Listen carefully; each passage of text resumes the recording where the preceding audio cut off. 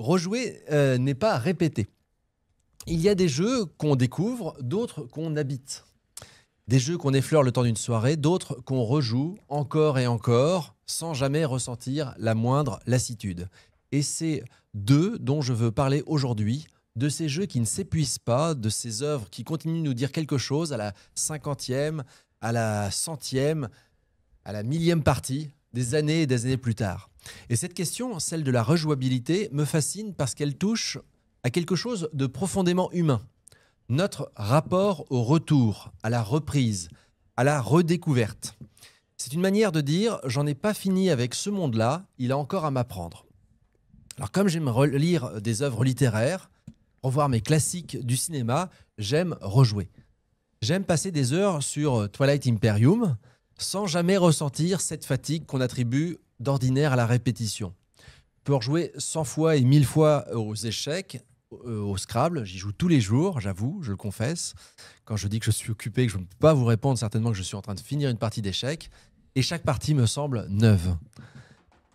C'est comme si le jeu me proposait, eh bien, non pas de refaire, mais de revenir autrement, de voir différemment. Et c'est sans doute cela le cœur de la rejouabilité. Un espace où le même redevient source de différence. Les game designers parlent souvent de replay value, comme d'une donnée mesurable. Le nombre de scénarios, le nombre de cartes, le nombre de rôles, le nombre de fins possibles.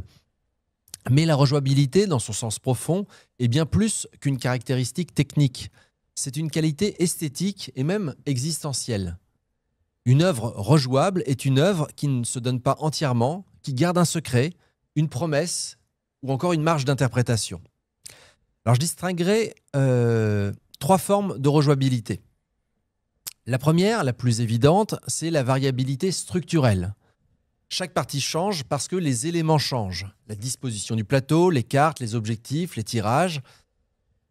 C'est la rejouabilité que vantent d'ailleurs certaines boîtes. Je regarde ce qu'on a un peu autour de nous, là, Terraforming Mars, Azul, Dominion. Celle d'une diversité programmée, du renouvellement mécanique. Mais cette forme, aussi séduisante soit-elle, ne suffit pas toujours. La deuxième forme de rejouabilité, c'est la profondeur stratégique. Ici, la rejouabilité naît du fait que le système dépasse la compréhension immédiate. Chaque partie, de jeux particulièrement complexes et riches comme Brass, par exemple, ou peut-être Voidfall, dont on reparlera, ou même d'un bon vieux Go, ouvre de nouvelles lignes de force, de nouvelles intuitions. On n'y revient pas pour la nouveauté, mais pour la maîtrise, pour le plaisir de comprendre un peu mieux la structure invisible du jeu. Je pense que ça vaut également pour certains jeux vidéo comme Elden Ring, par exemple. Faire un petit clin d'œil à notre ami Arthur, ici non présent. Julien Alvarez parle alors d'apprentissage systémique. Un jeu rejouable est un système qu'on apprivoise sans jamais en épuiser la logique. Et enfin, la troisième forme de rejouabilité, c'est la rejouabilité sociale et symbolique. Celle qui vient du groupe, des rituels, des petites habitudes qui s'installent autour de la table. Un jeu devient rejouable parce qu'il devient notre jeu. Parce qu'il est chargé d'histoire, de sourires, de vieilles vengeances amicales et de souvenirs partagés. C'est cette rejouabilité que beaucoup associent aux jeux comme Loup-garou de Tierceleux, des Codenames et tous ces jeux que l'on qualifie de petits jeux d'ambiance. Le plaisir de rejouer ne vient pas du jeu mais du collectif qu'il crée. Les philosophes et les chercheurs l'ont bien vu d'ailleurs. Rejouer, ce n'est pas répéter, vous disais-je. C'est interpréter. Nicolas Silas, dans sa thèse, a montré que la rejouabilité dépend moins de la quantité de contenu que la manière dont le joueur s'approprie son expérience. De même, Samuel Framblu, dans un article sur la narration procédurale, que je recommande à ma voisine, note que les jeux de société moderne empruntent aux jeux vidéo cette idée d'un récit mouvant, où chaque partie réécrit l'histoire. Et puis, il y a cette dimension plus profonde encore, presque métaphysique. Le retour comme épreuve du sens.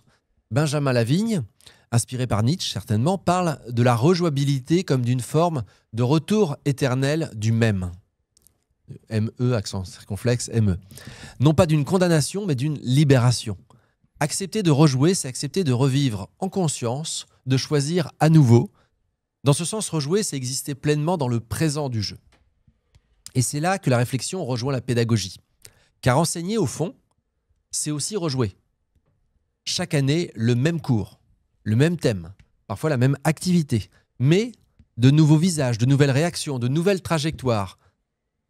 Comme dans un bon jeu, le dispositif peut rester stable, mais l'expérience se transforme.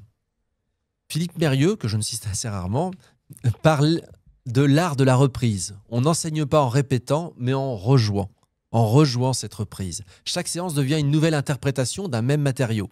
Et ce qui fait la beauté du métier, cette capacité à accueillir la variation dans la répétition. Et c'est quelque part là où l'enseignant rejoint certainement l'artiste, musicien ou comédien. Dans le champ de la ludopédagogie, cela invite à concevoir des jeux non pas dans le champ de la ludopédagogie, ça invite à concevoir des jeux non pas comme des objets jetables, mais comme des espaces d'exploration renouvelables. Un jeu utilisé en formation gagne à être rejouable, non pas pour répéter l'exercice, mais pour permettre aux apprenants de reformuler leur expérience. John Dewey disait toute véritable instruction se fonde sur l'expérience. Et rejouer, c'est donc apprendre autrement. C'est éprouver plusieurs fois la même situation pour en extraire quelque chose de plus fin, plus conscient, plus personnel. Enfin, et j'avance sur ma conclusion, rejouer, c'est aussi résister à une certaine culture de la consommation ludique. Notre époque adore la nouveauté. Un jeu qu'on découvre, qu'on va photographier, qu'on va commenter, et puis qu'on va très vite oublier et qui va s'accumuler sur une armoire. Mais un jeu qui supporte le retour, qui ne s'épuise pas au premier usage, il a une autre valeur. Il devient un compagnon de vie, un compagnon de route. Un jeu rejouable, c'est un jeu qu'on ne consomme pas, mais qu'on cultive. Le chercheur Boris Colinsky disait que la rejouabilité est une lutte contre l'obsolescence du sens. Tant que le jeu reste vivant, il garde son pouvoir de relier. Et c'est peut-être pour cela que j'en reviens toujours au même classique. Ils n'ont pas besoin d'extension, de mise en jour, ils offrent simplement à chaque partie la possibilité d'un nouveau regard. Et peut-être, en conclusion, au fond, rejouer, c'est une manière d'habiter le monde différemment, autrement. Une manière de dire, je veux encore comprendre, encore tenter, je n'ai pas encore tout vu. Voilà, j'ai envie de revivre une expérience, vraiment au sens aristotélicien, au sens d'Aristote. C'est vraiment, la rejouabilité, c'est le contraire du sentiment de déjà-vu. C'est la conviction que rien n'est tout à fait joué et donc que rien n'est parfaitement conclu. Je trouve que c'est pas mal de conclure sur ces termes-là. Et j'ai oublié de commencer par une citation de Jankélévitch, notre ami Vladimir Jankélévitch, qui trône quelque part dans notre décor, mais évidemment qui a beaucoup réfléchi à cette question de la rejouabilité, alors notamment autour de la musique, dans son ouvrage « La musique est l'ineffable », et il dit et écrit « Jouer 2 fois la même œuvre, c'est déjà ne plus jouer la même chose. L'exécution chaque fois recommence, l'œuvre est la recrée. » Merci. Très bien. Bravo. Bravo, Jankélévitch.